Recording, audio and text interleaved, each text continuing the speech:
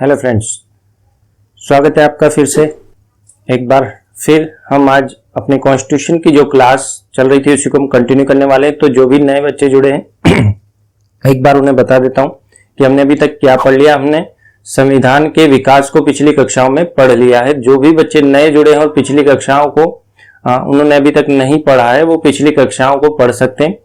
हमारे by side पे आई button पर क्लिक कर संविधान की वो प्लेलिस्ट में जाकर वहां से पिछली कक्षाओं को पढ़ सकते हैं, या डिस्क्रिप्शन में जाकर भी वो पिछली कक्षाओं को पढ़ सकते हैं। साथ ही एक सूचना मैं आपको देना चाहूंगा जो भी हमारे व्यूअर्स हैं कि हमने जो कक्षा 8 से लेकर 10वीं तक की 8th, 9th और 10th की मैथ्स की क्लासेस हाल ही में शुरू की हैं, जिनकी 1-2 कक्षाएं हो चुकी हैं सभी विषयों, सभी 8th, 9th और 10th की। तो जो भी 8th, 9th और 10th के नए बच्चे हैं जो अभी हाल ही में 8th, 9th और 10th में गए हैं और शुरुआत से मैथ्स को पढ़ना चाहते हैं, वो हमारी कक्षाओं को मैथ्स में ज्वाइन कर सकते हैं। उसके लिए आपको लास्ट में जाकर आई बटन पर क्लिक कर या डिस्क्रिप्शन में मैं उसका लिंक दूंगा, तो वहां से आप प्लेलिस्ट में जाकर उसको देख सकते हैं। ठीक है। उसके अलावा आप हमें सोशल मीडिया साइट्स पर शेयर करें। तो हमारा जो इंस्टाग्राम आईडी है हरिकेश अनुपम के नाम से, साथ ही आप जो हमारा टेलीग्राम चैनल है उसका लिंक हमने डिस्क्रिप्शन में दिया है। वो टेलीग्राम चैनल पर भी आप जाकर हमारे इन वीडियोस को देख सकते हैं। आपकी कोई क्वेरीज हो मैथ्स से संबंधित या जीके संबंधित तो आप अपनी क्वेरीज को भी डाल सकते हैं। ठीक है। उसके बाद हम आज पढ़ने वाले हैं कॉन्स्टिट्यूशन की मेकिंग, अर्थात संविधान के निर्माण को। तो आपका ज्यादा समय लेते न हुए मैं संविधान के निर्माण की शुरुआत करता हूं, किस प्रकार से हुई। हमने संविधान का विकास तो पढ़ लिया है, लेकिन अब जो मुख्य बातें हैं वो हम पढ़ेंगे। तो आप जब भी संविधान की कक्षाओं को पढ़ें तो आप सबसे पहले ये जान लें कि आपको संविधान के पढ़ने के लिए पहले आप एक बियर एक्ट आता है, बियर एक्ट की एक बुक आती है छोटी सी पतली सी, जिसमें सभी एक्ट्स जो संविधान में होते हैं वो दिए होते हैं। तो आप उस बुक को खरीद लें और उसे आप जो है हमेशा रीडिंग करें, रिवाइज करें। कौन से नए कॉन्स्टिट्यूशन अमेंडमेंट उसमें हुए हैं उन्हें जरूर से याद करें, क्योंकि कई बार परीक्षाओं में पूछे जाते हैं कि कौन से संविधान संशोधन हाल ही में हुए हैं। तो वो आपकी बहुत अच्छी मदद करेगा। तो कॉन्स्टिट्यूशन जो मेकिंग है इसमें हम देख लेते हैं। पहले कॉन्स्टिट्यूशन जो वर्ड है, जो कॉन्स्टिट्यूशन वर्ड है इसका अर्थ क्या है? तो कॉन्स्टिट्यूशन का जो अर्थ है लैटिन में वो होता है महत्वपूर्ण विधि। महत्वपूर्ण विधि अर्थात जो नियम महत्वपूर्ण है, जो विधि महत्वपूर्ण है। ठीक है। तो महत्वपूर्ण विधि का निर्माण कौन लोग करेंगे? महत्वपूर्ण लोग ही करेंगे। आप किसी को भी रोड से लाकर तो कह नहीं देंगे कि आप निर्माण कर दीजिए, हमारे लिए नियम बना दीजिए जिससे हमारे देश का शासन चले। ठीक है। कुछ महत्वपूर्ण लोग होंगे जिनको समझ होगी उस बारे में, या जो किसी क्षेत्र का प्रतिनिधित्व करेंगे, आपके समाज का प्रतिनिधित्व करेंगे, परिवार का प्रतिनिधित्व करेंगे या देश का प्रतिनिधित्व करेंगे। वही लोग जाकर क्या करेंगे, जैसे हमारे देश में कई संप्रदाय हैं, कई तरह के लोग रहते हैं, कई ग्रुप्स हैं। तो उन ग्रुप्स का प्रतिनिधित्व करने वाला, उनकी बातों को रखने वाला वो महत्वपूर्ण व्यक्ति ही क्या करेगा, उनके लिए नियमों का निर्माण करता है। इसी प्रकार जो हमारे देश का संविधान बना, तो हमारे देश के संविधान के लिए किन लोगों को वहां संविधान सभा बनाई गई, तो किन लोगों को संविधान सभा में भेजा जाना चाहिए, इसका निर्णय किसने किया, ये सब हम इसमें पढ़ेंगे। ठीक है। तो अब देखते हैं कि जो महत्वपूर्ण विधि है इसे कौन बनाएंगे? महत्वपूर्ण लोग। महत्वपूर्ण लोग। अब ये महत्वपूर्ण लोग कौन थे? ये महत्वपूर्ण लोग थे निर्वाचित सदस्य जो 10 लाख की आबादी पर निर्धारित किए गए थे। कितनी? 10 लाख की आबादी पर एक व्यक्ति निर्वाचित होगा, यह प्रावधान किया गया था। तो ये महत्वपूर्ण लोगों का निर्वाचन हम समझ गए कि जो 10 लाख व्यक्तियों द्वारा निर्वाचित किया गया, अर्थात 10 लाख व्यक्तियों का प्रतिनिधित्व कर रहा है, तो अपने आप में महत्वपूर्ण हो गया। ठीक है। तो इन सब लोगों को, व्यक्तियों को मिलाकर संविधान सभा का निर्माण किया गया था। ठीक है। किसका? संविधान सभा।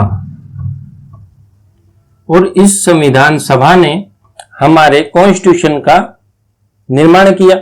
हमारे कॉन्स्टिट्यूशन का जब निर्माण हुआ तो संविधान सभा ने उसका निर्माण किया तो उसमें कितने अनुच्छेद थे? 395 अनुच्छेद थे, अर्थात आर्टिकल थे। कितने आर्टिकल थे? 395 और 22 भाग थे। ठीक है, 22 भाग थे और साथ ही कितनी? 8 अनुसूचियां थी।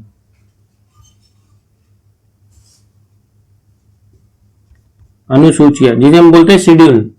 तो 8 शेड्यूल थे, 395 आर्टिकल्स थे एंड 22 सेक्शन भाग थे। ठीक है, तो ये 8 जो अनुसूचियां थी ये वर्तमान में कितनी हैं? ये वर्तमान में हो चुकी हैं 22। सॉरी, वर्तमान में कितनी हो चुकी हैं? वर्तमान में 12 अनुसूचियां हो चुकी हैं। 12 अनुसूचियां किस प्रकार से हो गई? देखिए, जो नवी अनुसूची थी तुरंत ही 1951-52 में तभी पहला जो संविधान संशोधन आया उसके द्वारा ये पहली बार जुड़ी। नवी फर्स्ट अमेंडमेंट हुआ।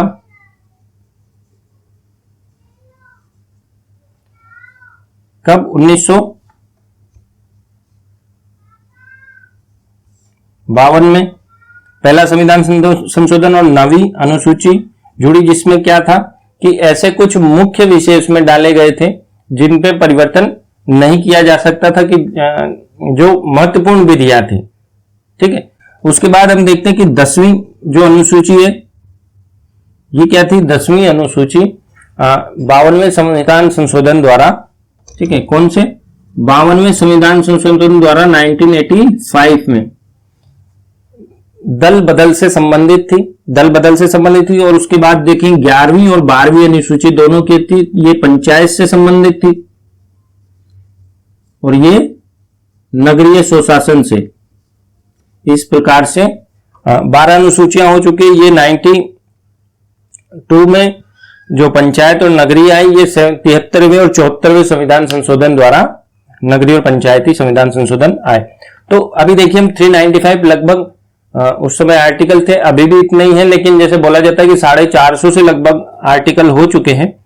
लेकिन आर्टिकल्स में ही जैसे 1 आर्टिकल, 1A, 1B, इस तरह उप आर्टिकल्स जोड़कर कर दिए गए हैं, लेकिन संख्या कितनी है? 395 ही है। तो संविधान में जब भी प्रश्न पूछा जाता है तो 395 आर्टिकल से संबंधित ही अधिकतर पूछा जाता है। आप क्योंकि जो आर्टिकल्स की संख्या है यदि उस प्रकार से पूछी जाएगी तो वो हमेशा बदलती रहती है, तो उसका कोई एग्जैक्ट आंसर नहीं होगा। तो आपसे जब प्रश्न पूछा जाता तो कितना? 395 आर्टिकल्स थे। ठीक है, तो 22 भाग थे। अब देखिए इसमें जो संविधान सभा थी, संविधान सभा ने जो कार्य किया, संविधान सभा का कार्य संविधान सभा का होते हुए साथ में उसने एक विधायिका का कार्य भी किया, कानून बनाने का कार्य भी किया। ठीक है, देश को चलाने के लिए जो कानून उस समय बनाए गए थे, तो उस जब जिस प्रकार से आज संसद हमारी कार्य कर रही है उस प्रकार से कार्य किया उसने, कार्यपालिका और विधायिका। तो अब जो संविधान सभा का हम देखते हैं किस प्रकार से, ये तो हमने देख लिया कितने अनुच्छेद थे क्या संविधान सभा में। लगभग उस समय 299 सदस्य थे। ठीक है, अब ये 299 सदस्य किस प्रकार चुने गए, कौन कौन सदस्य थे, किस प्रकार समितियां बनी, किस प्रकार संविधान निर्माण हुआ, वो हम आगे पढ़ेंगे। ठीक है, उससे पहले हम देखते हैं कि संविधान की जो निर्माण की मांग है वो कहां से उठती है पहली बार। ठीक है, एक बार प्रश्न पूछा गया, आईएएस में प्रश्न पूछा गया है कि जो संविधान सभा की मांग थी पहली बार किसने उठाई थी। ठीक है, तो संविधान सभा की मांग किसने उठाई थी वो भी हम अगले आपके सभी प्रश्नों के इसमें हल होंगे। तो देखिए हम पहले देखते हैं कि इंडियन साइड क्या है।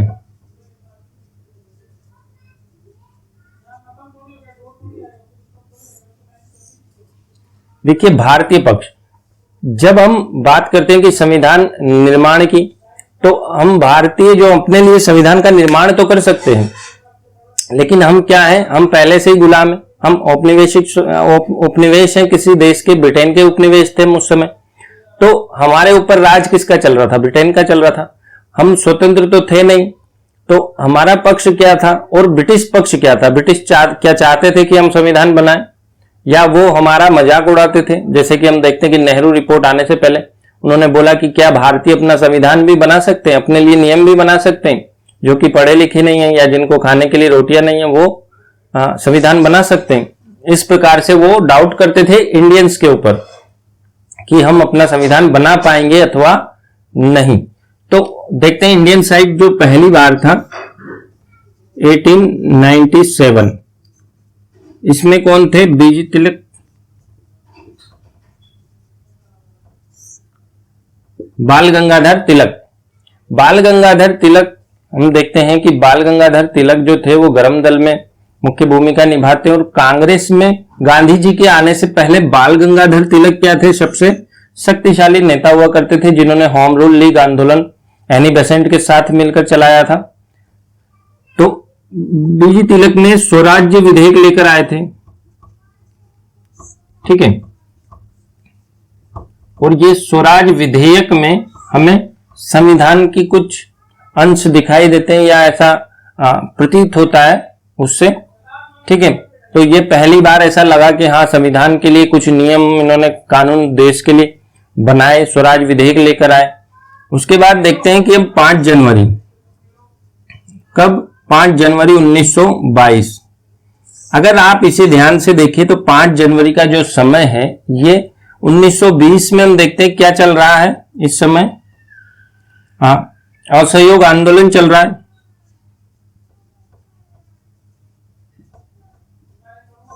ठीक है। असहयोग आंदोलन चल रहा है और साथ ही असहयोग के साथ गांधी जी ने सविनय अवज्ञा आंदोलन के लिए कांग्रेस पार्टी की जो मीटिंग थी उसमें प्रस्ताव रखा था और सविनय अवज्ञा आंदोलन के लिए भी उन्हें परमिशन मिल जाती है कांग्रेस से।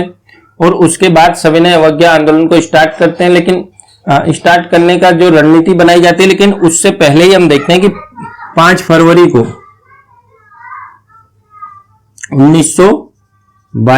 1920 में असहयोग आंदोलन शुरू हुआ था, ठीक है। उसके बाद देखते हैं कि हम 5 फरवरी 1922 को चोरी चौरा की घटना होती है, ठीक है। तो आप इन दोनों डेट्स को याद रख सकते हैं क्योंकि इनमें सिमिलरिटीज है। ये 5 जनवरी, एक महीने बाद देखते हैं 5 फरवरी। तो चोरी चौरा की घटना होती है और असहयोग आंदोलन को गांधी जी वापस ले लेते हैं। तो ये असहयोग आंदोलन जब चल रहा था उसी समय गांधी जी एक बात कहते हैं कि जो भारतीयों का संविधान है, अर्थात जो हमारे लिए नियम या कॉन्स्टिट्यूशन है, जो विधियां हैं, उनका निर्माण कौन करेगा? स्वयं भारतीय ही करेंगे। कौन करेंगे? भारतीय संविधान का निर्माण कौन करेंगे? भारतीय करेंगे, ठीक है। भारतीय जो संविधान है उसका निर्माण कौन करेंगे? स्वयं भारतीय करेंगे। भारतीय संविधान का निर्माण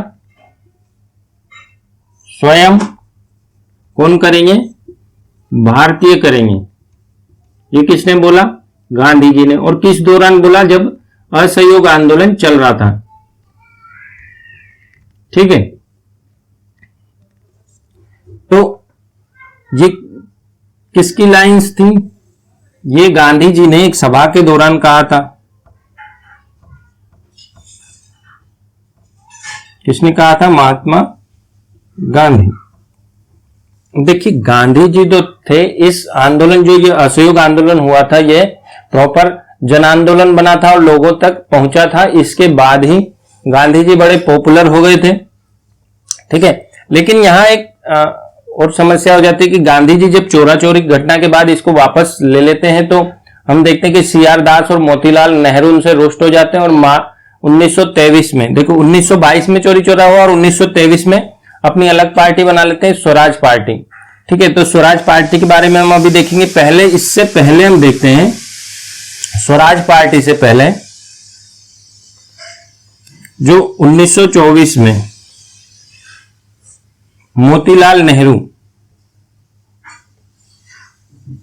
ये संविधान निर्माण की मांग उठाते हैं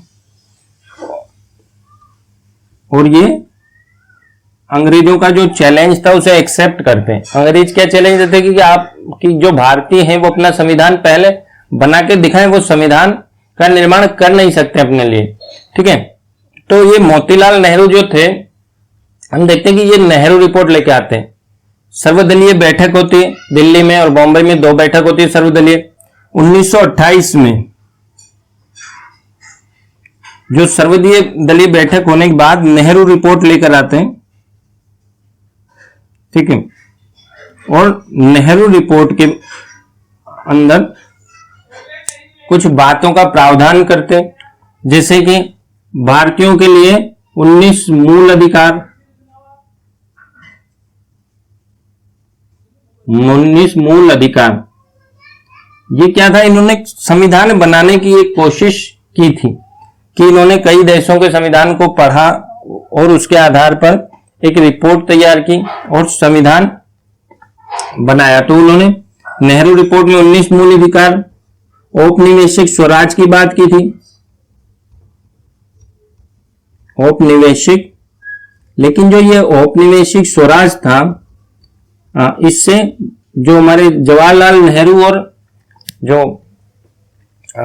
जिन्हें हम बोलते हैं कि बोस, सुभाष चंद्र बोस जो थे, वो इससे सहमत नहीं थे। वो पूर्ण स्वराज की मांग करना चाहते थे। तो ये जो औपनिवेशिक स्वराज की मांग की थी, औपनिवेशिक स्वराज का अर्थ है हम अंग्रेजों की सत्ता के अंदर ही, सर्वोच्च सत्ता अंग्रेज रहे, उनके अंदर ही जो सभी मामले हमारे शासन प्रशासन के, वो सभी किसको अंडर हो, भारतीयों के अंडर हो, वो खुद अपना शासन चलाएं, ठीक है। और इसके अतिरिक्त हम देखते हैं कि उन्होंने जो सांप्रदायिक निर्वाचन था, सांप्रदायिक निर्वाचन जो मार्ले मिंटो सुधार से शुरू हुआ था। हमने हाल ही में जो संविधान का विकास की जो कक्षाएं ली उसमें हमने पढ़ा था मार्ले मिंटो सुधार, जो कि 1909 में आया था। उसके अंदर पहली बार संविधान मतलब पहली बार ये सांप्रदायिक निर्वाचन प्रणाली की शुरुआत किसके लिए, मुस्लिमों के लिए की गई थी। तो सांप्रदायिक निर्वाचन प्रणाली को समाप्त किया जाए,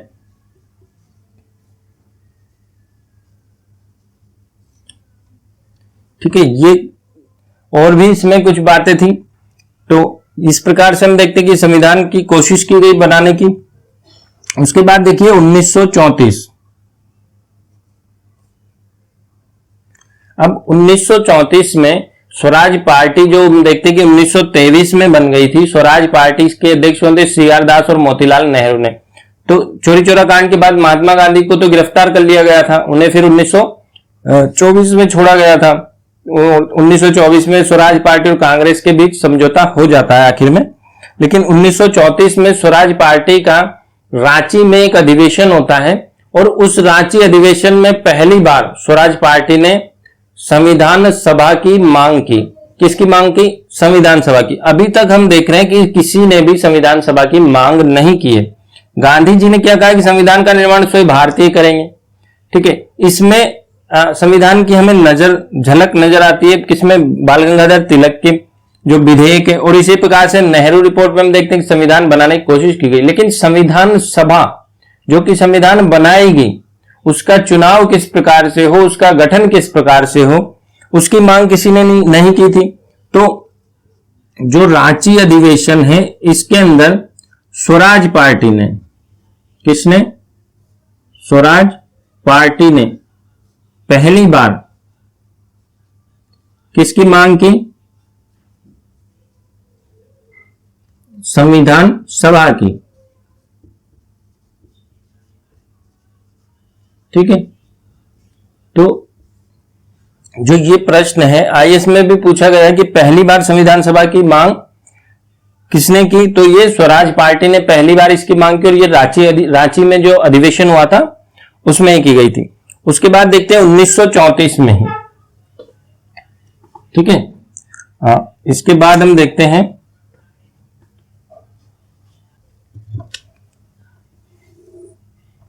1934 34 में ही M.N. राय,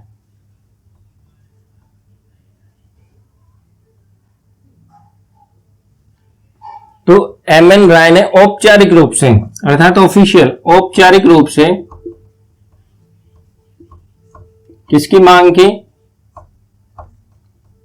संविधान की। ये इनकी औपचारिक मांग थी।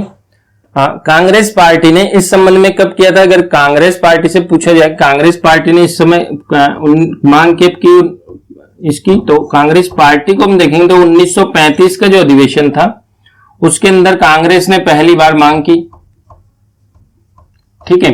और 1938 में हम देखते हैं कि जो 1924 का जो कांग्रेस का अधिवेशन हुआ था उस एकमात्र अधिवेशन की अध्यक्षता गांधी जी ने की थी। इसी प्रकार से जो 1938 का जो अधिवेशन है ये भी अपने आप में महत्वपूर्ण है, क्योंकि इसकी अध्यक्षता किसने की थी? सुभाष चंद्र बोस ने।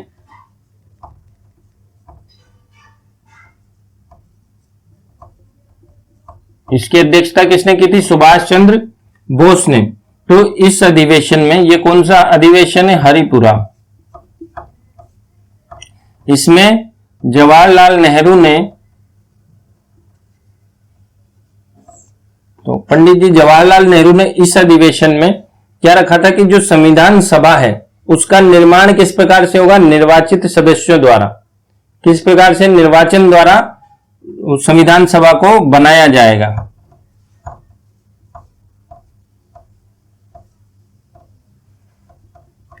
तो 1938 में जो इन्होंने मांग की कि निर्वाचन द्वारा ही संविधान सभा को बनाया जाएगा। तो इतनी बात आप देखिए, यहां से लेकर यहां तक इतनी बात हो गई, लेकिन अंग्रेजों ने क्या कहा? अंग्रेजों ने अभी तक, अंग्रेजों के हम कह सकते हैं कि कान पे जू रेंगना जो कहावत आपने सुनी होगी, तो अंग्रेजों के कान पे जू तक नहीं रेंगी थी अभी तक 1938 तक, ठीक है। जबकि बहुत कुछ हो चुका था। हम देखते कि इतनी मांग हुई। 1930 में गोलमेज सम्मेलन हुए, 1935 में भारत शासन अधिनियम आया, लेकिन अभी तक कोई इन पर सुनवाई या कोई बात इस बारे में अभी तक अंग्रेजों ने नहीं की थी। उन्हें विश्वास ही नहीं था कि भारतीय अपना संविधान का निर्माण कर पाएंगे। लेकिन हम देखते हैं कि 1939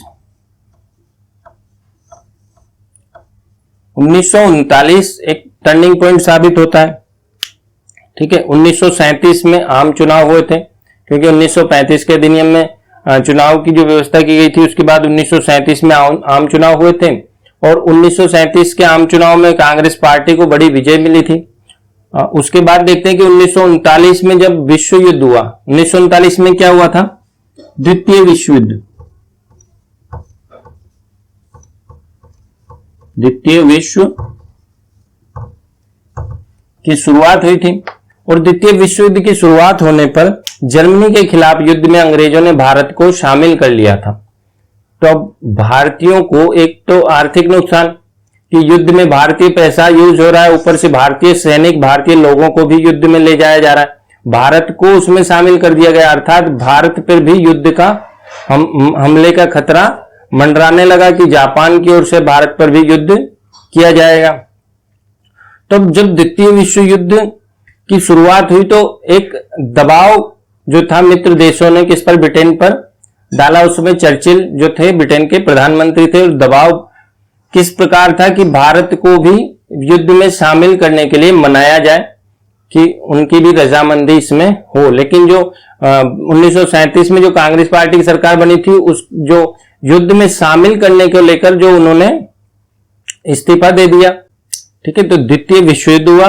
द्वितीय विश्व युद्ध के बाद हम देखते हैं कि एक दबाव बन गया ब्रिटेन पर। तो द्वितीय विश्व युद्ध जब शुरू हुआ तो दबाव बन गया ब्रिटेन पर, और वो चाहते थे कि भारतीय शामिल हों, ठीक है।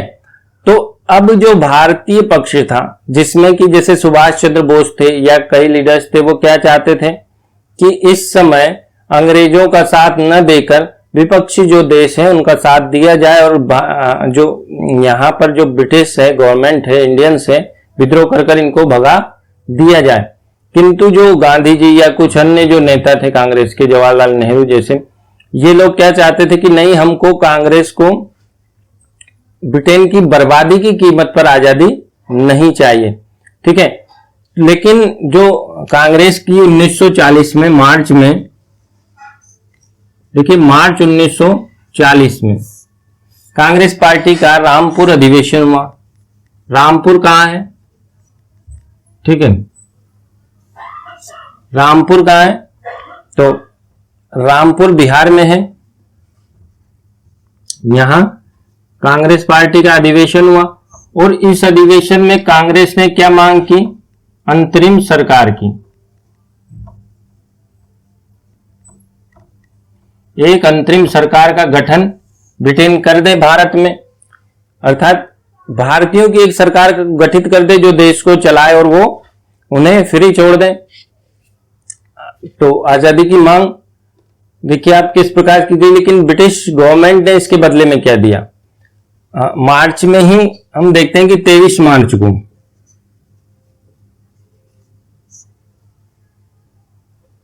(1940) ये तो कांग्रेस का अधिवेशन था। जो ये किसका अधिवेशन था? कांग्रेस का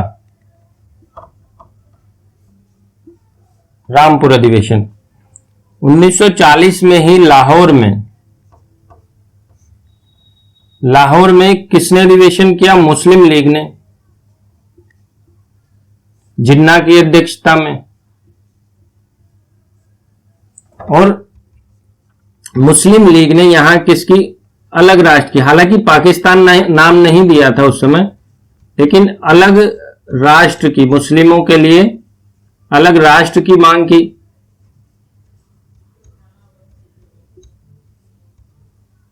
ठीक है, तो आप देख रहे हैं कांग्रेस तो अंतरिम सरकार की मांग कर रही है और मुस्लिम लीग मार्च में ही किस चीज की मांग कर रही है? अलग राष्ट्र की। लेकिन हम देखते हैं कि जो 8 अगस्त को ब्रिटिश गवर्नमेंट क्या बोलती है, उस समय थे लिनलिथगो, 8 अगस्त 1940। देखिए मार्च के बाद अप्रैल, मई, जून, जुलाई और अगस्त, लगभग 3-4 महीने बाद 1940 में जो लिनलिथगो थे वो क्या लेकर आए?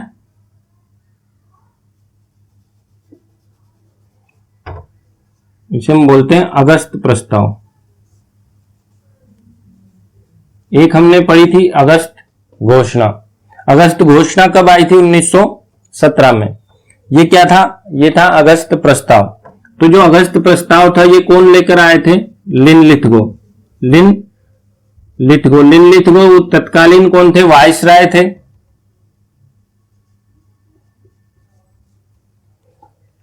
तो लिनलिथगो इसमें क्या प्रस्ताव लेकर आए 8 अगस्त 1940 को? तो इन्होंने अंतरिम सरकार की जो मांग जो की गई थी उसे तो इन्होंने नकार दिया। अंतरिम सरकार की मांग को नकारने के बाद लिनलिथगो ने हमें क्या दिया? इन्होंने कहा कि हम आपको औपनिवेशिक स्वराज दे देंगे। ठीक है, साथ ही जो पुनर्गठित कर देंगे जो वाइसराय की कमेटी कार्यकारिणी है उसको, ठीक है, उसको पुनर्गठित कर देंगे। अल्पसंख्यकों का ध्यान रखेंगे, उनके बिना कहे भाई कानून नहीं बदलेंगे। और इस प्रकार से इन्होंने कहा। ठीक है, क्या दे देंगे? औपनिवेशिक स्वराज दे देंगे भाई। और क्या बोल दिया? अल्पसंख्यकों का ध्यान रखेंगे, कहेंगे भाई अल्पसंख्यक का ध्यान रखा जाएगा। और जब युद्ध की समाप्ति हो जाएगी, एक बात इसमें कही गई कि जब युद्ध की समाप्ति होगी तब संविधान सभा का निर्माण किया जाएगा। ठीक है, लेकिन ये नहीं बताया गया किस प्रकार संविधान सभा का निर्माण करेंगे। ठीक है, एक युद्ध परिषद बनाएंगे। ठीक है, जो युद्ध से संबंधित एक काउंसिल बनाएंगे। ठीक है, तो लेकिन इसे सभी ने नकार दिया। ठीक है, इसमें क्या कहा गया? युद्ध समाप्ति पर संविधान सभा बनाएंगे। लेकिन बताया नहीं कैसे बनाएंगे, कितने सदस्य होंगे, कुछ भी नहीं बताया। ठीक है, एक अस्पष्ट तौर पे उन्होंने कह दिया बस। और अल्पसंख्यकों का ध्यान रखेंगे, युद्ध परिषद बनाएंगे। ठीक है, ताकि कुल मिला के भारतीयों को एक लॉलीपॉप दिया जाना था कि भारतीय जो है हमारा सहयोग करें युद्ध में। ठीक है, तो अभी भी ये भारत को आजादी देने के पक्ष में नहीं है। देख लीजिए आप किस प्रकार से बातें अगस्त प्रस्ताव में लेकर आए हैं। इस अगस्त प्रस्ताव के बारे में जवाहरलाल नेहरू ने एक बहुत बड़ी अच्छी बात कही कि ये जो प्रस्ताव है ये कैसा है, एक दरवाजे में जंग लगी कील के समान है। अर्थात जिसकी जो अब हम बोल सकते हैं जिसका औचित्य ही अब समाप्त हो चुका है। तो जेएल नेहरू ने क्या कहा, इन्होंने कहा कि ये जो प्रस्ताव है ये कैसा है, दरवाजे में जंग लगी कील के समान है।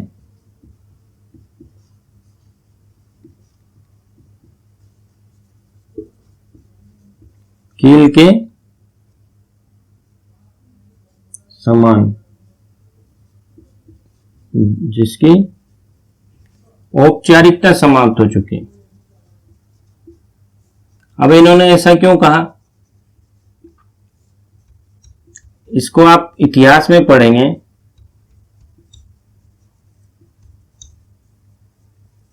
देखिए जब आप इतिहास में पढ़ते हैं तो हम देखते हैं कि 1900 अभी हमने कुछ देर पहले ही पढ़ा है, 1928 में जब नेहरू रिपोर्ट आती है उसमें औपनिवेशिक स्वराज की मांग की गई थी। औपनिवेशिक स्वराज की मांग जब पूरी नहीं होती है तो 1929 में ही रावी तट पर, लाहौर में रावी तट पर 31 दिसंबर 1929 को क्या रावी तट पर जो रात के 12 बजे जवाहरलाल नेहरू ने झंडा फहरा कर क्या कहा था कि हम पूर्ण स्वराज की मांग करेंगे। औपनिवेशिक स्वराज की मांग यदि पूरी नहीं की गई तो इस दिन से मतलब वो लास्ट जो अल्टीमेटम दिया गया था उसके बाद उन्होंने झंडा फहराकर वहां से घोषणा की थी कि अब हम जो पूर्ण स्वराज की मांग करते हैं यहां से। और उसके बाद से आप देखते हैं कि 26 जनवरी 1930 को, कब,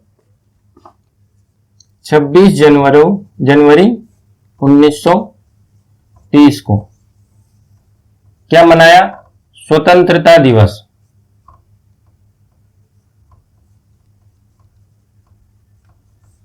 छब्बीस जनवरी 1930 को स्वतंत्रता दिवस मनाया गया।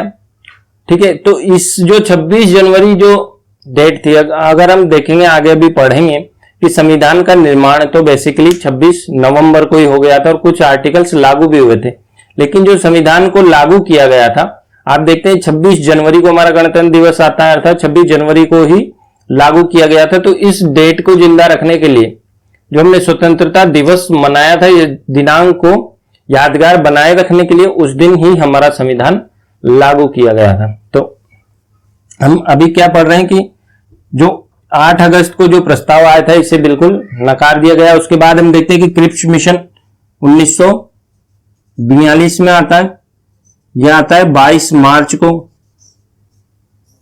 ठीक है, और ये 29 मार्च को अपनी रिपोर्ट रखता है। तो जो क्रिप्स मिशन था इसके अध्यक्ष कौन थे, स्टेफोर्ड क्रिप्स।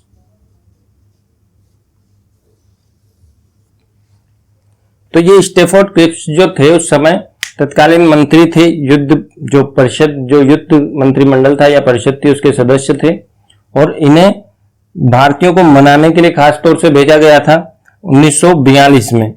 ठीक है, तो इन्होंने भारतीयों के सामने अपनी बातें रखी कि हम आपको औपनिवेशिक स्वराज दे देंगे। इन्होंने पहली बात वही की कि हम आपको औपनिवेशिक स्वराज दे देंगे, और साथ ही जो विदेशी मामले हैं वो भी भारतीयों के पास होंगे, सभी मामले भारतीयों को दे दिए जाएंगे। ठीक है, एक कार्यकारिणी बनाई जाएगी वायसराय के अधीन, वो सभी मामले उसे दिए जाएंगे। हाँ, वीटो पावर जो है उसका यूज वायसराय अनावश्यक नहीं करेगा, लेकिन उसे समाप्त नहीं किया गया। तो यहां भी कहा गया कि औपनिवेशिक स्वराज देंगे। क्या कहा, औपनिवेशिक स्वराज। यहां भी कहा गया कि आपको हम क्या करेंगे, संविधान सभा का निर्माण करेंगे, और युद्ध के बाद संविधान सभा का निर्माण करेंगे। और इस संविधान जो सभा बनेगी इसमें कौन कौन सदस्य होंगे, इसमें जो ब्रिटिश भारतीय क्षेत्र और जो देशी रियासतों के क्षेत्र उन्हें शामिल किया जाएगा संविधान सभा के निर्माण में। तो इन्होंने एक स्पष्ट योजना दी कि हाँ, संविधान सभा में हम इन लोगों को लेंगे, किन लोगों को लेकर हम संविधान सभा का क्या प्रारूप होगा वो सब बताया। तो पहली बार इसमें स्पष्ट रूप से बताया कि हाँ, संविधान सभा में ऐसा ऐसा हम करेंगे। और एक युद्ध वाली जो परिषद थी वो बनाएंगे, भारतीयों को अधिक से अधिक भारतीयों की ही वायसराय के अंदर एक कार्यकारिणी बनाएंगे, ठीक है, या अंतरिम सरकार जैसे कर सकते हो बनाएंगे। लेकिन जो इसमें भी हम देखते हैं कि जो प्रांतों को स्वतंत्र रहने या अलग अलग प्रांतों को जो मांग थी, जो विभाजन की मांग जो कांग्रेस मुस्लिम लीग कर रही थी, उसको इसमें आंशिक रूप से मान लिया गया था कि इस प्रकार से कि प्रांतों को अलग अलग संविधान बनाने का इसमें छूट दे दिया गया है, उनको शामिल होने या न होने की स्वतंत्रता इसमें दी गई थी। तो ये क्रिप्स मिशन भी जो था, किसी ने इसको नहीं माना, न तो कांग्रेस न ही मुस्लिम लीग इसके पक्ष में थी, क्योंकि मुस्लिम लीग का कहना था कि हमें स्वतंत्र एक जो पाकिस्तान की उनकी मांग थी उसको इसमें नहीं माना गया है, ठीक है। तो जो क्रिप्स मिशन था, इसके लिए जवाहरलाल नेहरू ने क्या कहा था, उन्होंने कहा था कि जो मेरा दोस्त है वो शत्रु का या शैतान का वकील बनकर आया है, ठीक है। किसके लिए? स्टोफर्ड क्रिप्स के लिए, क्योंकि ये क्रिप्स किसके? जवाहरलाल नेहरू के मित्र हुआ करते थे। गांधी जी ने एक बात कही थी कि ये उत्तर दिनांकित चेक है। क्या है? पोस्ट डेटेड चेक है, उत्तर दिनांकित। ये किसने कहा? गांधी जी ने। क्या कहा कि ये उत्तर दिनांकित चेक है, यहां लिख देता हूं।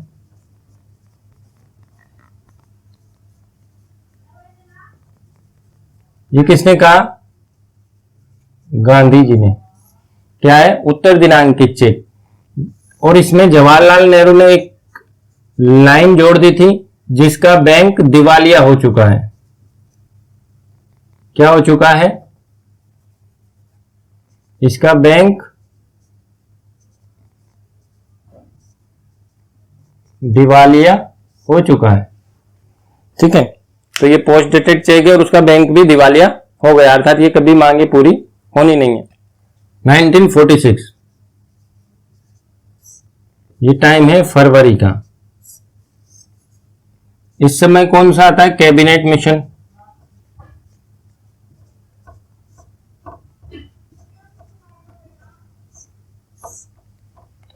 (1946) में कैबिनेट मिशन आता है। यहां देखने वाली बात है कि 1945 में विश्व युद्ध समाप्त होता है।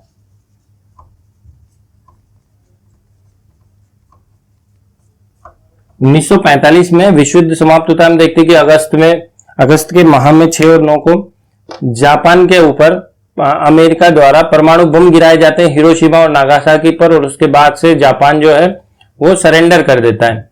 तो ठीक है, सरेंडर करने के बाद देखते हैं कि जो दबाव है अपने औपनिवेशिक जो जिन्होंने भी पहले देखते कि हम औद्योगिक क्रांति के बाद सब लोगों ने अपने अपने उपनिवेश बनाए थे अपनी मांगों को, कच्चे माल की जो मांगे थी उन्हें पूर्ण करने के लिए, और उन उपनिवेशों की वजह से ही हम देखते हैं कि 2 विश्व युद्ध हुए।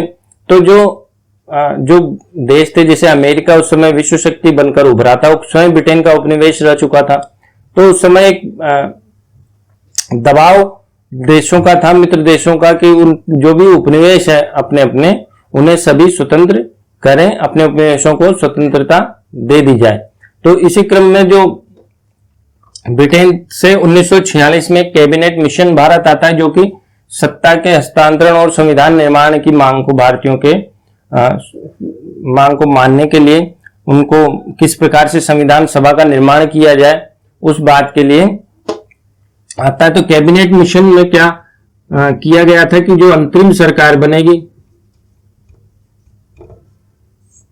क्या अंतरिम सरकार, ठीक है, और साथ ही संविधान सभा का गठन किया जाएगा। किसका? संविधान सभा का। संविधान सभा का गठन किया जाएगा। और संविधान सभा का गठन किस प्रकार से किया जाएगा? अप्रत्यक्ष रूप से। किससे? अप्रत्यक्ष रूप से जो प्रांतीय विधानसभाएं हैं उनसे, जैसे कि आज देखते हैं राज्यसभा में जो सदस्य जाते हैं उनका विधानसभाओं से, प्रांतीय क्षेत्रों से उनका निर्वाचन किया जाता है। इस प्रकार संविधान सभा के जो सदस्य थे उनका निर्वाचन प्रांतीय जो विधानमंडल है या विधानसभा उनसे उनका निर्वाचन होना था, अर्थात अप्रत्यक्ष निर्वाचन द्वारा, अप्रत्यक्ष निर्वाचन द्वारा। और कितने लोगों का वो एक व्यक्ति जो था वो प्रतिनिधित्व करने वाला था। जिस प्रकार से हम देखते हैं कि आज भी हमारी कॉन्स्टिट्यूंसी है या जो भी हमारे क्षेत्र है उनको डिवाइड किया जाता है कि इतने क्षेत्र पर एक व्यक्ति या प्रतिनिधि होगा। उस समय 10 लाख की आबादी पर एक प्रतिनिधि होने की बात कैबिनेट मिशन ने कही थी। 10 लाख की आबादी पर एक व्यक्ति, कितने सदस्यों के लिए? प्रावधान 389 सदस्यों की कॉन्स्टिट्यूशन असेंबली बनेगी, जिसमें कि 296 सदस्य,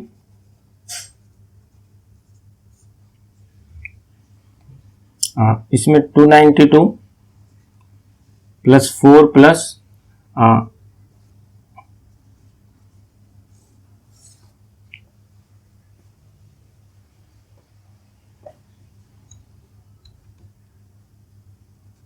93, ठीक है। तो 292 सदस्य तो थे प्रांतों से और 4 सदस्य जो थे चीफ कमिश्नरी, और 93 सदस्य कहां से? देशी रियासतों से लेने थे। ये कहां से थे?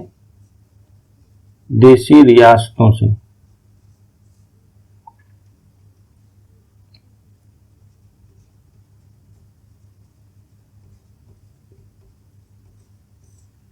और ये कौन थे? प्रांतों से 292 सबसे सर्वाधिक सदस्य जो थे वो प्रांतों से लिए जाने थे। को पहली बार संविधान सभा का अधिवेशन कब होता है? 9 दिसंबर को 1946 में। देखिए कैबिनेट मिशन कब आ रहा है? फरवरी में आ रहा है, ठीक है। कैबिनेट मिशन के जो सदस्य थे वो कौन थे? स्टेफोर्ड किप्स थे,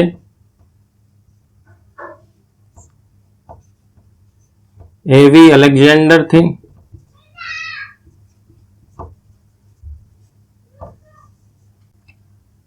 सर पैथिक लॉरेंस थे,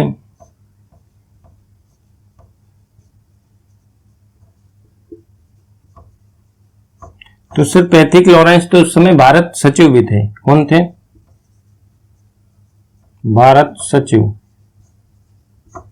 किप्स जो थे व्यापार मंडल के अध्यक्ष थे, लेकिन इस समय देखते हैं पैथिक लॉरेंस जो थे वो अध्यक्ष कैबिनेट मिशन के बनकर आए थे। एवी अलेक्जेंडर ये व्यापार बोर्ड के अध्यक्ष थे। एवी अलेक्जेंडर जो थे नौसेना अध्यक्ष थे, नौसेना के मंत्री थे। तो हम देखते कि फरवरी में ही नौसेना विद्रोह भी हुआ था, आप इतिहास में पढ़ेंगे तो उसके बाद कैबिनेट मिशन आया था।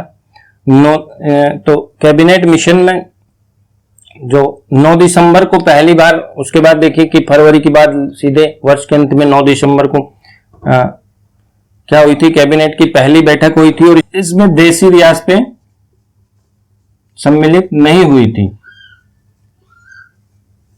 देशी रियासतें सम्मिलित नहीं हुई थी। हम देखते हैं कि जो इस समय वेवेल जो है वो भारत के जो थे वॉइस रहे थे। इस समय वेवेल भारत के वॉइस रहे थे और वेवेल के बाद हम देखते हैं कि माउंटबेटन को भारत का वायसराय बनाया जाएगा, जो कि माउंटबेटन योजना लेकर आएंगे 3 जून 1947 को, और उसके बाद भारत को आजादी दी जाएगी, ठीक है। तो उन्होंने जब 1947 का जब वो अधिनियम आता है, भारत स्वतंत्रता अधिनियम आता है 1947 का, उसके द्वारा जो ये 389 सदस्य हैं इनकी संख्या कितनी हो जाएगी? 299, ठीक है।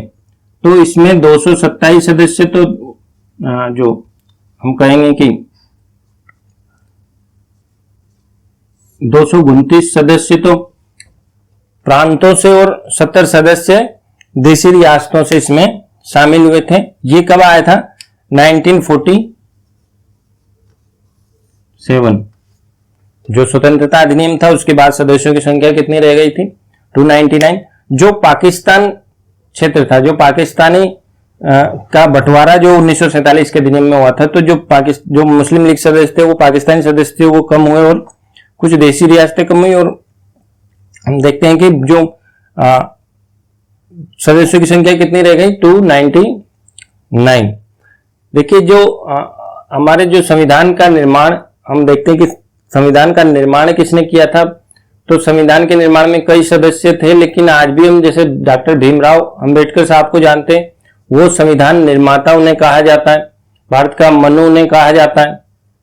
तो डॉक्टर भीमराव अंबेडकर पहले पाकिस्तान के आज जो बांग्लादेश में जो क्षेत्र है वहां से वो कॉन्स्टिट्यूशन असेंबली में चुनकर आए थे, लेकिन जब पाकिस्तान अलग हो गया तब उनके लिए एम.आर. जयकर ने अपनी सीट छोड़ी और वो दोबारा से कहां से? पुणे से अपना दोबारा से चुनाव होकर पुणे से जीतकर संविधान सभा में आए और उन्होंने पुणे से ही जीतकर अपना संविधान सभा में कार्य किया था। अर्थात तो जब दोनों ही ऑप्शंस क्वेश्चंस में दिए होते हैं तो हम कहा पुणे सीट को ही उनकी जो सीट है उसमें आंसर में लगाएंगे। तो अब देखिए एक बार ये भी प्रश्न पूछ लिया गया कि जो भीमराव अंबेडकर हैं उनका जन्म और मृत्यु का वर्ष आपको ध्यान रखना है। तो जो भी बच्चे जानते हैं वो जरूर कमेंट करें, हम इस कक्षा के लास्ट में आपको वो बताएंगे कि कब उनका जन्म और मृत्यु का दिनांक है। ठीक है, तो अब हमने पढ़ लिया कि अंतरिम सरकार का गठन कब हुआ। अब ये तो देखिए संविधान सभा का गठन हो गया। यहां तो क्या हुआ? संविधान सभा गठन हुआ, जिसकी पहली बैठक कब होगी? 9 दिसंबर को। ये कब है? फर्स्ट। तो अभी हम इसकी बैठकों को देखेंगे, उससे पहले हम देखते हैं कि जो अंतरिम सरकार है, अंतरिम सरकार देखिए सितंबर में 2 सितंबर को अंतरिम सरकार का गठन हुआ। कब? 1946 में।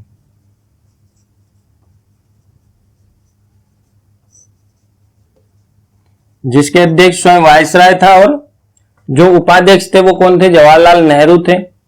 और उनके अंदर एक परिषद बनाई गई जिसमें मुस्लिम लीग शामिल नहीं थी। ठीक है, जो 2 सितंबर को जो अंतरिम सरकार बनी थी उसमें मुस्लिम लीग शामिल नहीं थी। क्यों? मुस्लिम लीग क्या चाहती थी? मुस्लिम लीग में हम देखते हैं कि 20 तारीख को, इनसे पूर्व ही मुस्लिम लीग ने अपना दावा ठोक दिया था। ठीक है, सरकार बनाने के लिए जब अंतरिम सरकार की बात हुई तो लेकिन जो वायसराय थे उन्होंने उसे नकार दिया और किसको? जवाहरलाल नेहरू को अंतरिम सरकार बनाने के लिए आमंत्रित किया 14 अगस्त को। तो 16 अगस्त को डायरेक्ट प्रत्यक्ष कार्रवाई दिवस किसने मनाया था? मुस्लिम लीग ने, डायरेक्ट एक्शन डे। अर्थात जो मुस्लिम हैं और जो हिंदू हैं वो एक साथ नहीं रह सकते। और उस दिन बड़े मात्रा पर दंगे हुए थे, कई लोग मारे गए थे, हिंदू मुस्लिम जो राइट्स हुए थे। तो 16 अगस्त को वो प्रत्यक्ष कार्रवाई दिवस मनाया गया था, जिसे मौलाना आजाद ने, जो हमारे आजाद भारत के शिक्षा मंत्री हुए, उन्होंने इसे दिन को एक काला दिन बोला था। ठीक है, हमारे इतिहास का। तो अब हम देखते हैं कि सरकार जो उसके बाद 26 अक्टूबर 1946 को अंतरिम सरकार का फिर से गठन होता है। और अंतरिम सरकार में इस बार क्या मुस्लिम लीग शामिल होती है। मुस्लिम लीग के 5 सदस्यों को सरकार में शामिल किया जाता है, जिसमें लियाकत अली जो वित्त मंत्री बने, जो कि बाद में आजाद पाकिस्तान के क्या बने थे? प्रधानमंत्री बने थे। ठीक है, तो इन्होंने वित्त के मामलों को रोककर और उस समय अंतरिम सरकार को बहुत परेशान किया, क्योंकि ये पाकिस्तान की मांग को अपने जारी रखे हुए थे। ठीक है, इसके बाद हम देखते हैं कि कैबिनेट मिशन की बैठकों को हम देखते हैं किस प्रकार से निर्माण हुआ, कितनी बैठक हुई। तो देखिए जो 9 दिसंबर को 1946 फर्स्ट बैठक हुई, किसकी? संविधान सभा की।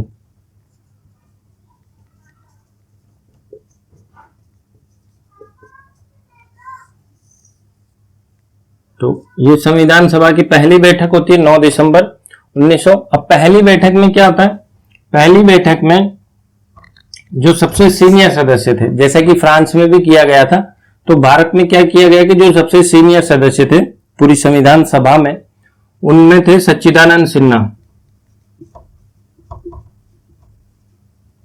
तो सच्चिदानंद सिन्हा को क्या किया गया, अध्यक्ष बना दिया गया।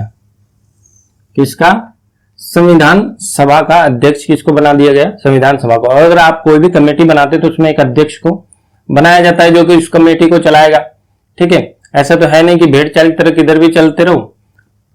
मतलब संविधान सभा में तो सच्चिदानंद सिन्हा को अध्यक्ष बनाया गया।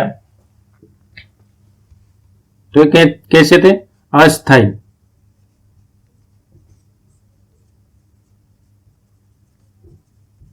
क्या बनाया गया इन्हें, अस्थायी अध्यक्ष सच्चिदानंद सिन्हा को बनाया गया। उसके बाद देखते हैं कि 11 दिसंबर को 1946 में ही क्या किया जाता है, सेकंड बैठक होती है। और इस सेकंड बैठक में डॉक्टर राजेंद्र प्रसाद को, जो कि हमारे पहले राष्ट्रपति भी हुए, ठीक है, तो डॉक्टर राजेंद्र प्रसाद को क्या बनाया जाता है, स्थायी अध्यक्ष।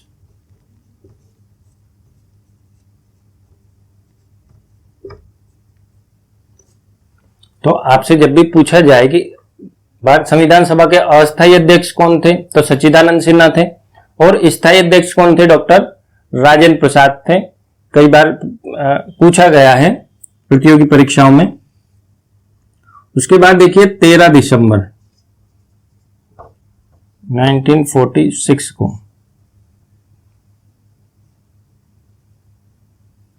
इसमें देखिए उपाध्यक्ष भी बनाए गए थे दो, जैसे कि एक एच सी मुखर्जी थे। ठीक है, 13 दिसंबर 1946 को जो तीसरी बैठक होती है, थर्ड जो बैठक होती है संविधान की, संविधान सभा की, इसके अंदर क्या होता है कि उद्देश्य प्रस्ताव लेकर आया जाता है कि हमारा जो उद्देश्य क्या है संविधान को लेकर, हमारे देश को जो संविधान हम बनाएंगे उसका उद्देश्य क्या होगा, वो किस प्रकार का संविधान होगा। जैसे वो संघात्मक हमारा देश होगा या संसदीय शासन होगा। कांग्रेस ने इससे पहले देखते हैं कि एक समिति बनाई थी जिसमें उद्देश्य प्रस्ताव के बारे में विचार किया गया था, जिसके अध्यक्ष जवाहरलाल नेहरू थे। और उद्देश्य प्रस्ताव भी हम देखते हैं कि जवाहरलाल नेहरू ने ही 13 दिसंबर को जो तीसरी बैठक थी उसमें लेकर वो आए थे। क्या लेकर आए थे, उद्देश्य प्रस्ताव। अर्थात ये जो मोटा डायग्राम था जिसके आधार पर, अर्थात जिन विचारों के ऊपर संविधान को खड़ा करना था, ये उसकी नींव थी। तो उद्देश्य प्रस्ताव जो था ये 22 जनवरी को जाकर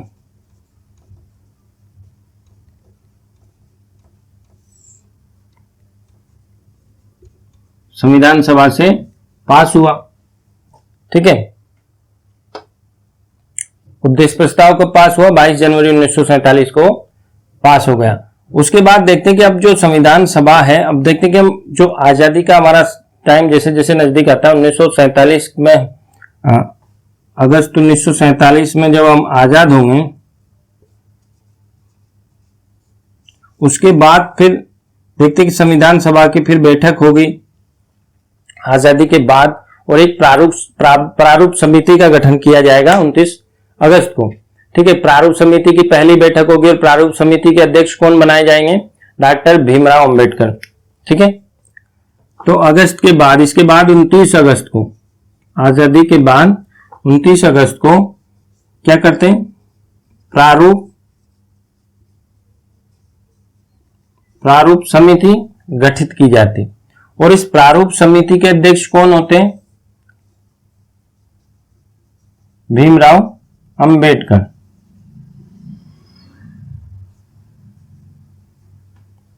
ठीक है, तो देखिए जो भीमराव अंबेडकर थे, इनको प्रारूप समिति का अध्यक्ष बना दिया जाता है। अर्थात जो ड्राफ्ट था, जैसे हम देखते हैं कि जो प्रारूप था, ड्राफ्ट था, वो लाने का काम कौन करते हैं, B N Rao. B N Rao क्या थे, सचिव थे। बेनेगल नरसिम्हन जो थे वो एक प्रशासनिक थे जिनको सचिव बनाया गया था। किसको? BN राव को, बेनेगल नरसिम्हन।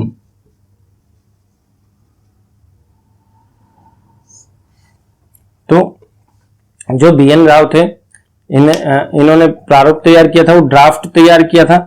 उसके ऊपर प्रारूप समिति ने फिर संविधान का निर्माण किया, और प्रारूप समिति के अध्यक्ष कौन थे? डॉक्टर भीमराव अंबेडकर।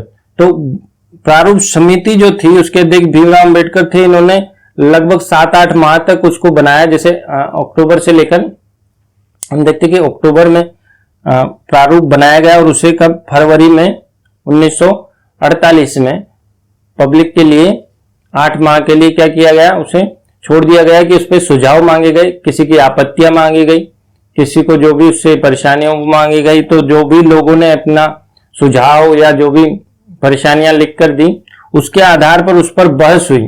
ठीक है, उस पर बहस होने के बाद फिर हम देखते कि 1948 अक्टूबर तक ये चला। 1948 में फिर उसमें अमेंडमेंट कर फिर 1949 जो पूरा वर्ष था उसमें उस पर बहस चली। फिर कई दिन बहस होने के बाद हम देखते हैं कि अंत में 26 नवंबर को वो बनकर हमारा संविधान तैयार हुआ। कब? 26 नवंबर को।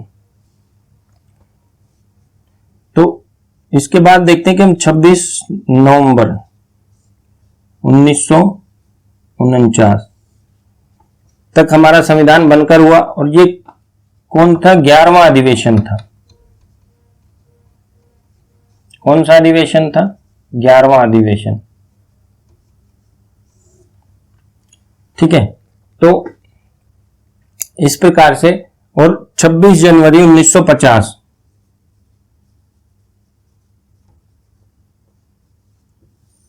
को हमारा संविधान लागू कर दिया गया। तो 26 नवंबर को हम संविधान दिवस मनाते हैं। ठीक है, लेकिन जो हमारा संविधान लागू किया गया वो कब? 26 जनवरी 1950 को। यदि आपसे प्रश्न पूछा जाता है कि हमारा संविधान कब लागू हुआ, तो वो कब हुआ था? 26 जनवरी 1950 को। और हमारा 12वां जो अधिवेशन हुआ वो कब हुआ? 24 जनवरी 1950 को। अर्थात 26 जनवरी से 2 दिन पहले अधिवेशन हुआ, जिसमें सभी लोगों ने संविधान के ड्राफ्ट पर अपने अपने साइन किए थे। और उस दिन से डॉक्टर राजेंद्र प्रसाद को भी राष्ट्रपति उसी दिन बनाया गया था। ठीक है, और संविधान सभा को किसमें कन्वर्ट कर दिया गया? जो विधायिका या संसद में उसको कन्वर्ट कर दिया गया, जिसने कि चुनाव तक ही संसद का कार्य किया। जो 1952 में चुनाव, 51-52 में जो चुनाव हुए थे पहले, उसके बाद जब नई संसद ये व्यक्ति चुनकर आए थे, उसके बाद ये संविधान सभा अपने आप समाप्त हो जाती है। तो देखिए, आजादी के बाद लगभग 299 सदस्य बचते। ठीक है, अब संविधान सभा में इतने सदस्यों को एक साथ कोई कार्य तो दिया नहीं जा सकता, इसलिए कितनी? 8 समितियां बनाई जाती हैं।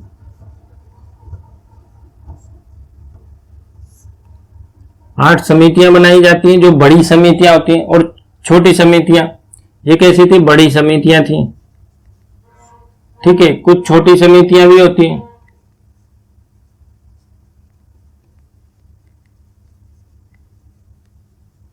ठीक है, इन 8 समितियों में से एक थी प्रारूप समिति,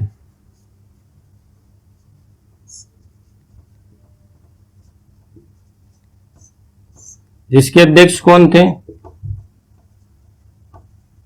BR अंबेडकर। इसी प्रकार से हम देखते हैं कि एक थी संघ संविधान समिति, संघ शक्ति समिति। कौन सी थी? संघ शक्ति समिति और संघीय संविधान समिति। और एक थी प्रांतीय संविधान समिति।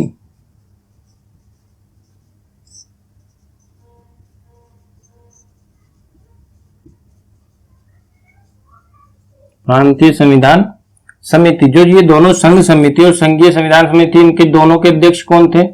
जवाहरलाल नेहरू। और जो प्रांतीय संविधान समिति थी, इसके अध्यक्ष कौन थे? सरदार वल्लभ भाई पटेल। कौन थे? सरदार वल्लभ भाई पटेल उसके अध्यक्ष थे। तो 4 समितियां हो गई। एक जो मूल अधिकारों से संबंधित और अल्पसंख्यकों के अधिकारों से संबंधित एक समिति थी। ठीक है, मूल अधिकार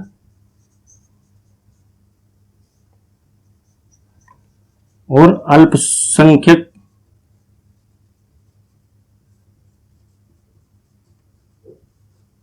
समिति। तो इस समिति के अध्यक्ष कौन थे? इसके अध्यक्ष थे पटेल। इसमें 5 उप समितियां थी। जो मूल अधिकार की थी इसमें 5 उप समितियां थी। कितनी थी? 5। तो 5 थी, जिसमें से एक थी मूल अधिकारों की उप समिति, जिसके अध्यक्ष कौन थे? कृपलानी थे, जेपी कृपलानी। इसी प्रकार जो अल्पसंख्यक की थी उसके मुखर्जी थे। तो इस प्रकार से सदस्य थे। उसके बाद हम देखते हैं कि जो छठी थी वो क्या थी? नियम प्रक्रिया समिति। नियम प्रक्रिया और एक थी संचालन समिति।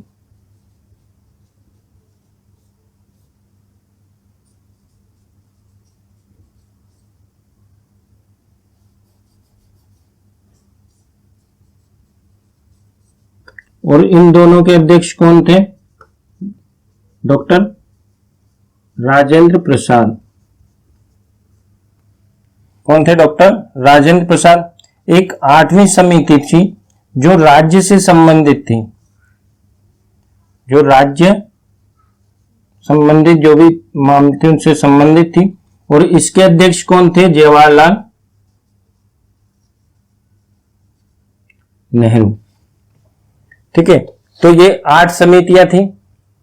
अब इसमें से जो महत्वपूर्ण हम देख लेते हैं कि प्रारूप समिति के जो सदस्य हैं उनको एक बार देख लेते हैं कि प्रारूप समिति में कितने सदस्य थे, कौन कौन थे। हाँ, तुम देखते हैं प्रारूप समिति।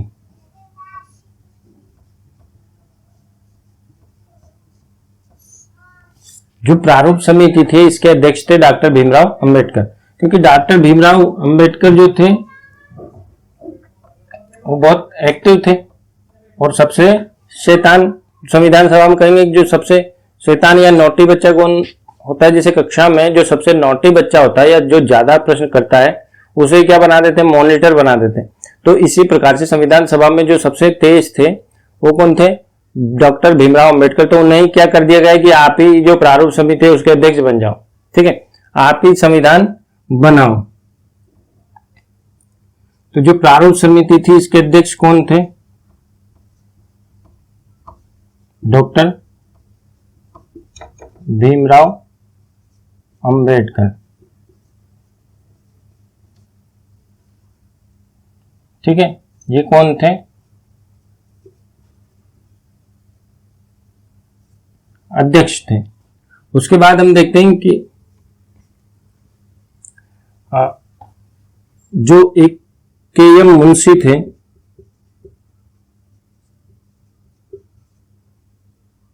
ये क्या थे? संविधान सभा की जो प्रारूप समिति थी उसके एकमात्र कांग्रेसी सदस्य थे जो कांग्रेस पार्टी से संबंध रखते थे। तो इस जो प्रारूप समिति है, इस प्रारूप समिति में एकमात्र कौन थे? कांग्रेसी, अर्थात कांग्रेस के सदस्य थे। ठीक है, उसके बाद देखिए एक थे अल्लादी कृष्ण स्वामी अय्यर।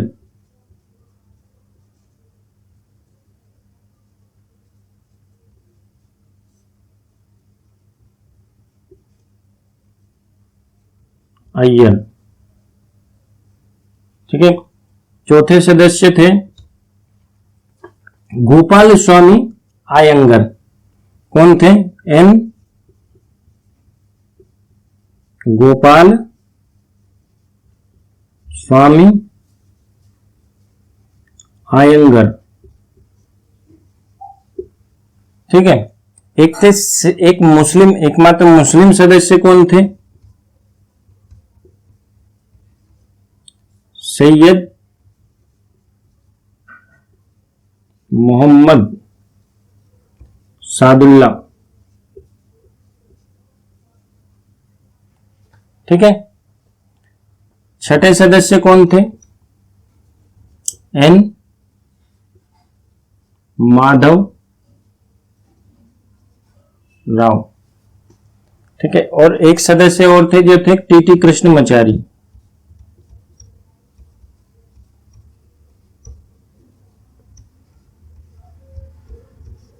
जो टीटी कृष्णमाचारी थे ये 1948 में शामिल हुए थे, और ये जो डीपी खेतान थे उनके मृत्यु हो जाने के बाद ये शामिल हुए थे।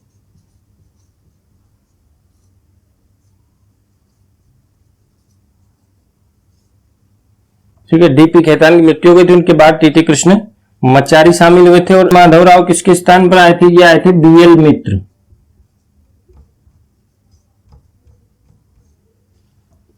तो बीएल मित्र का स्थान लिया एन माधवराव ने। तो 7 सदस्य थे प्रारूप समिति में जिन्होंने की प्रारूप तैयार किया था। और ये कब प्रारूप समिति कब बनी थी हम देखते हैं 29 अगस्त को, ठीक है, 1947 आजादी के बाद। और इसने प्रारूप पर कार्य किया, प्रारूप बनाया, प्रारूप बनाने के बाद उसको देश की जनता के लिए मतलब उसको छोड़ा गया कि उस पर जो भी विचार थे या जो समस्याएं थी उनको इनवाइट मांगा गया।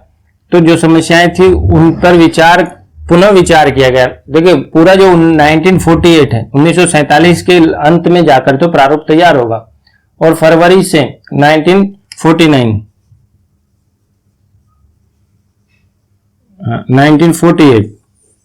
तो फरवरी 1948 में वो जो किसके लिए छोड़ा जाएगा, समस्याएं उस पर जो आमंत्रित किए जाएंगे विचार उसके लिए छोड़ा जाएगा। और अक्टूबर में जाकर, कब? अक्टूबर 1948 में उस पर जो सुझाव आएंगे उन पर विचार कर फिर से उसको ड्राफ्ट को तैयार किया जाएगा। जो भी उस पर सुझाव आएंगे उसके बाद उसे तैयार किया जाएगा। और 1949 में देखिए 1948 ये लगभग अक्टूबर लास्ट चल रहा है। उसके बाद देखते हैं 1949। तो 1949 में फिर उसके ऊपर संविधान के ऊपर बहस शुरू होंगे। और 1949 पूरा देखते हैं कि हम बहस चलती है। 1949 के अंत में जाकर कब? 29 नवंबर 1949 को जाकर संविधान कंप्लीट हो जाता है। 29 नवंबर को देखते हैं कंप्लीट हो जाता है। तो संविधान सभा की जो थी कितनी, 12 अधिवेशन हुए थे, ठीक है। तो देखिए संविधान सभा जो थी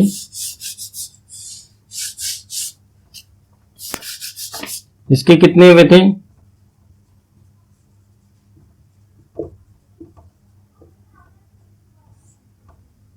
12 अधिवेशन हुए।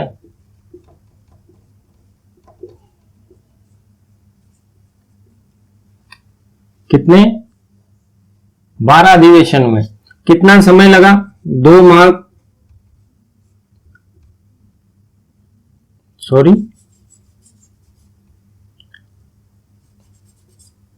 2 वर्ष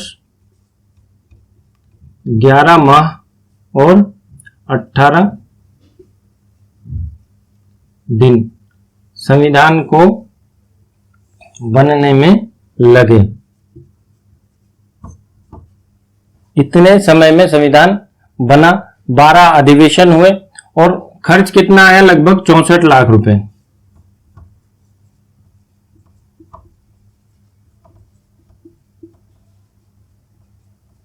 देखिए उस समय इतना खर्च संविधान को बनाने में आया था। संविधान को बनाने में 12 अधिवेशन हुए थे, 395 आर्टिकल थे और भाग थे और 8 अनुसूचियां थी जो वर्तमान में कितनी हो गई हैं? 12। वर्तमान में 12 अनुसूचियां हो गई हैं, ठीक है। और हमने देख लिए कौन कौन सी अनुसूचियां कब बढ़ी थी। तो संविधान का जो हम देखते हैं कि कब बनकर तैयार हो गया था? 29 नवंबर 1949 को। इस दिन क्या मनाया जाता है? संविधान दिवस।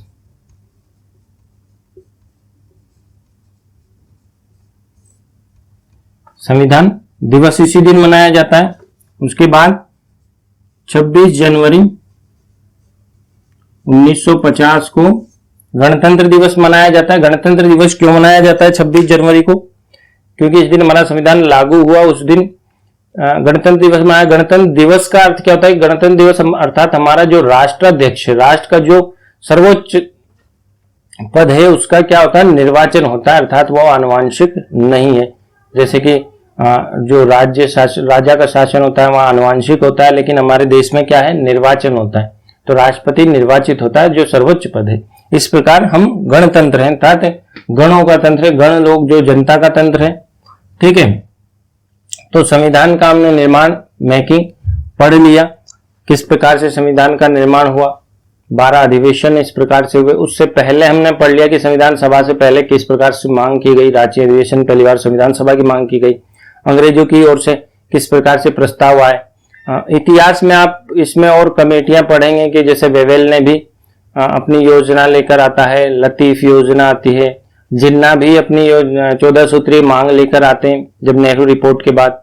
लेकिन वो सब इतिहास के परिदृश्य में आता है। अभी हम संविधान में जो हमारा मूल है कि संविधान में जो संविधान सभा थी उसमें कौन सदस्य थे। तो जैसे हम देखते हैं कि इसमें जो कांग्रेस के लगभग सभी लीडर्स इसमें शामिल थे, केवल जो महात्मा गांधी थे बड़े लीडर, वो संविधान सभा का अंग नहीं थे। यदि पूछा जाता है कि महात्मा गांधी संविधान सभा का अंग थे क्या, तो वो बिल्कुल नहीं थे। जवाहरलाल नेहरू इसके सदस्य थे, वो अंतरिम सरकार के भी उपाध्यक्ष बने थे, अध्यक्ष वायसराय हुआ करते थे। ठीक है, और मुस्लिम लीग इसमें शामिल नहीं, उन्होंने अपना अलग संविधान सभा जब पाकिस्तान की अलग मांग की उसमें शामिल हुए थे।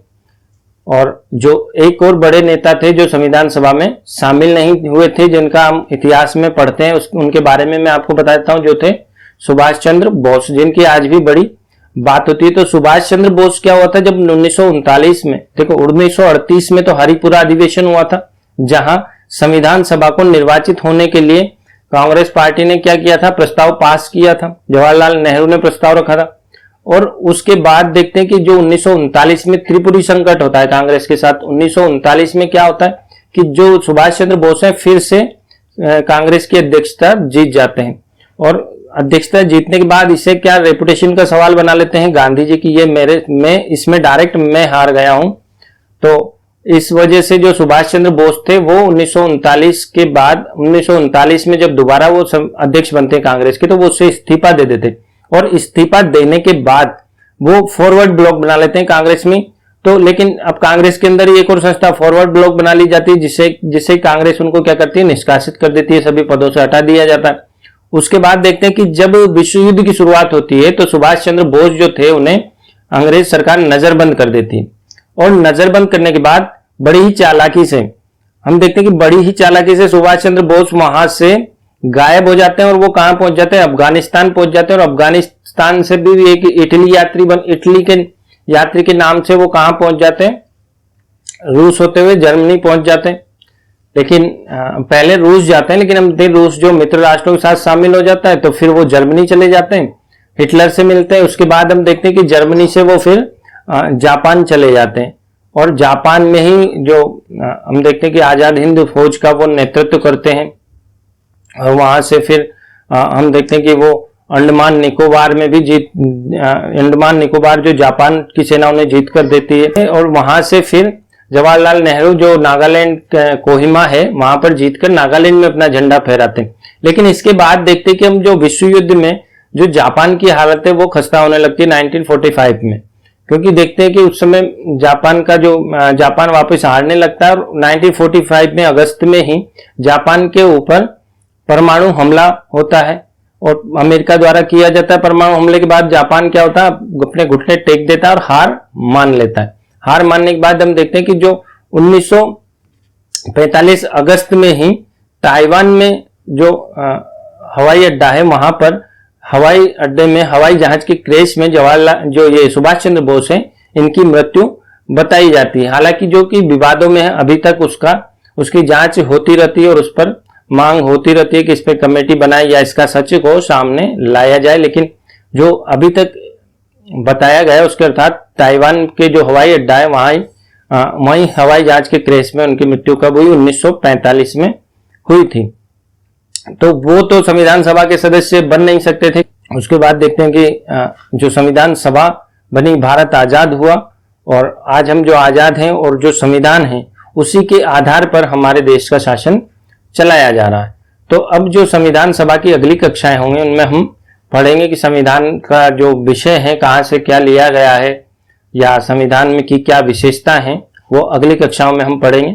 तो अभी तक जो बच्चे नए हैं, जो पहली बार कक्षा में शामिल हो रहे हैं, उन्हें मैं फिर से बता देता हूं कि हमने 8वीं 9वीं 10वीं की मैथ्स की कक्षाएं भी शुरू कर दी है। तो आप जो भी बच्चे आपके नजदीकी हों या आपके छोटे ब्रदर हों, जो भी मिलने वाले हों, तो आप उनको जो 8th 9th और 10th पढ़ना चाहते हैं, मैथ्स पढ़ना चाहते हैं शुरू से लेकर अंत तक, तो उनके लिए कक्षाएं शुरू की गई हैं। जो कि पढ़ने में, ऑफलाइन कक्षाएं पढ़ने में सक्षम नहीं है, वो हमारे साथ जुड़ सकते हैं और अच्छी शिक्षा पा सकते हैं। तो आप लोग चैनल को एक बार सब्सक्राइब कर दें और बेल आइकन को दबाना ना भूलें। और कक्षा अच्छी लगी हो तो चैनल को लाइक भी करें। और हाँ, आप हमसे इंस्टाग्राम पर, टेलीग्राम पर और फेसबुक पर जुड़ सकते हैं। ठीक है, thank you, have a nice